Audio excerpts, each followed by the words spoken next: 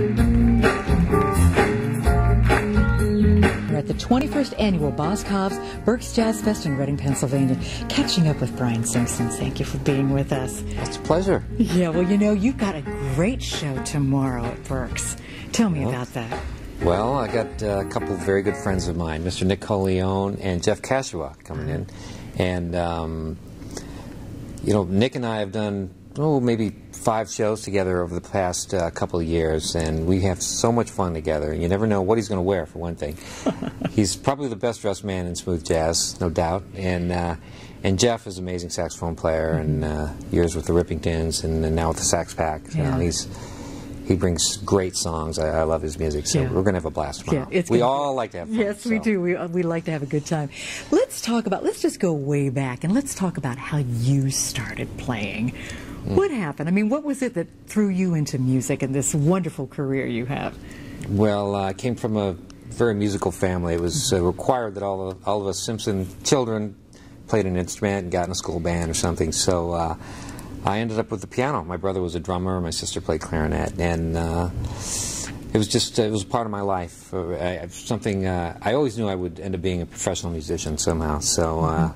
Funny thing is, I'm the only one that actually pursued it this far, so I'm happy to be able to do that. And we're glad that you do. I mean, you've got a great sound. How many CDs do you have?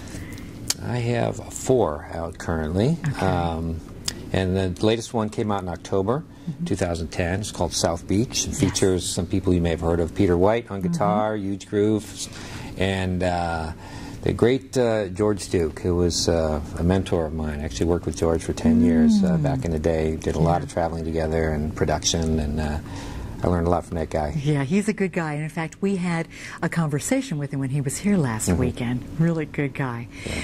You've learned a lot over the years, being in the industry and being out there and playing, and you see how music connects us all together. It's a positive force, especially, you know, in the world today where we have, you know, some tensions. Tell me your thoughts on what music can really do. Well, I'm in a unique position, as all of us touring musicians are, to travel the world quite a bit. Already this year I've been in Indonesia, in Bangkok. I'm going back to Thailand in a few weeks to play in a club. And just came back last week from South Africa, from the Cape Town Jazz Festival. And you get a chance to, you know, see how people live in these places, and also to see how the music touches them. And just, I got to tell you, the audience in South Africa in particular is incredible.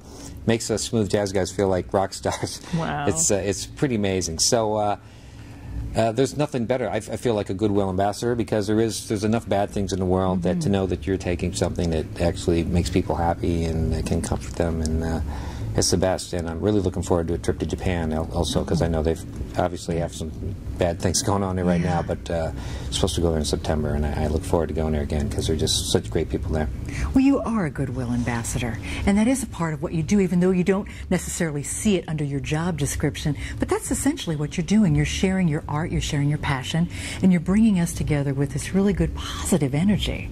Yeah, absolutely. Yeah. Absolutely. I mean, the greatest feeling for me is just if a fan, just some individual will come up to me and say, man, you know, me and my wife fell in love with your CD, or I'll hear stuff like that every now and then. It just one little story like that just makes my day. So it's nothing bad about it. It's all good, this kind of work. Good.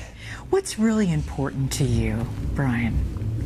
Me personally, I do have a family, and my kids mean the most to me, absolutely. And I am gone a lot, you know, as a dad that has to travel, but I got to tell you, I've been taking my kids more and more on the road with me. I took my oldest daughter with me to Japan last year, to Tokyo. Oh, wow. And the little ones I took to Hawaii to a concert I did last year with Peter White. So as they get older, it's actually kind of fun that I can use it to you know, have these moments that bring us even closer. So even though I'm gone a lot, now I'm going to start taking them with me on the road. Yeah. Well, it doesn't get any better when you can go out on the road doing what you love doing with your family that you love. Yeah, absolutely. Yeah, you know, and sharing that whole experience with them, too. Absolutely. Yeah.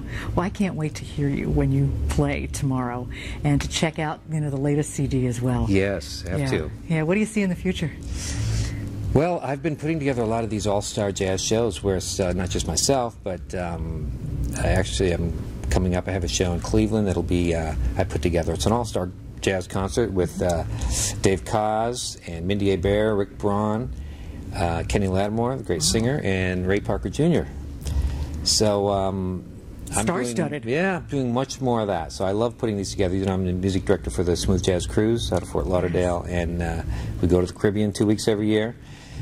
And that's become a huge event now. Our hosts are David Sanborn and Marcus Miller. And because of that, I have a great rapport with so many artists. I'm able to put these kind of shows together, and it's something I love. It's just another aspect of what I do, not just performing, but even when I'm just putting music together like that, it's a thrill to work with the great artists. Thanks for taking time today. Land or sea, we'll find you. All right. We're coming to you from the 21st Annual Berks Jazz Fest in Dayton, Pennsylvania.